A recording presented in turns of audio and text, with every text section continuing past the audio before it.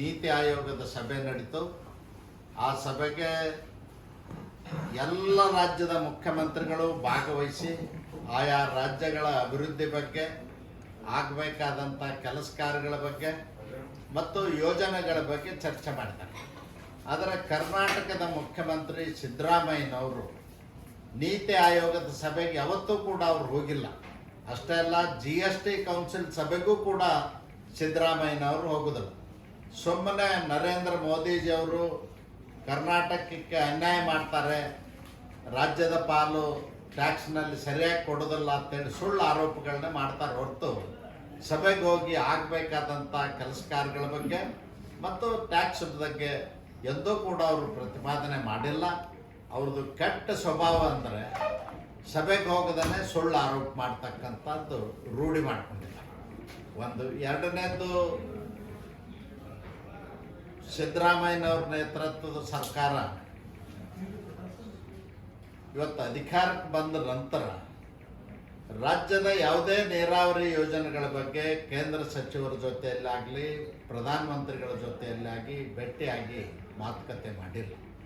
ಬರೀ ಆರೋಪಗಳನ್ನ ಮಾಡ್ತಾ ಇದ್ದಾರೆ. ಅಪ್ಪರ್ ಕೃಷ್ಣ ಪ್ರಾಜೆಕ್ಟ್ ಬಗ್ಗೆ ಮಹಾರಾಷ್ಟ್ರದವರು ಪದೇ ಪದೇ ತಗಾದೆಯನ್ನು ಎತ್ತಾ ಇದ್ದಾರೆ.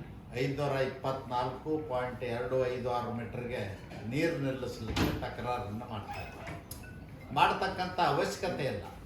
ಆಲ್ಮಟ್ಟಿ ಡ್ಯಾಮ್ನಿಂದ ಕೋಲ್ಹಾಪುರಕ್ಕಾಗಲಿ ಸಾಂಗ್ಲಿಗಾಗಲಿ ಆ ಪ್ರದೇಶದಲ್ಲಿ ಪ್ರವಾಹ ಬರುವುದಿಲ್ಲ.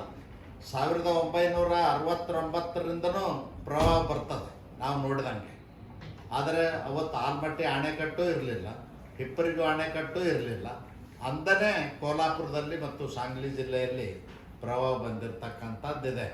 ಅದಕ್ಕಾಗಿ ವೈಜ್ಞಾನಿಕವಾಗಿ ಅವರು ಸರ್ಕಾರ ಇದ್ದಂಥ ಸಂದರ್ಭದಲ್ಲೇ ಒಂದರೆ ಅನ್ನುವಂಥ ಒಬ್ಬ ನೀರಾವರಿ ತಜ್ಞ ಅವ್ರ ಕಡೆಯಿಂದ ಸರ್ವೆ ಮಾಡಿಸಿದಾರೆ. ಸರ್ವೆ ಮಾಡಿಸಿ ಅವರು ವರದಿ ಕೊಟ್ಟಿದ್ದಾರೆ.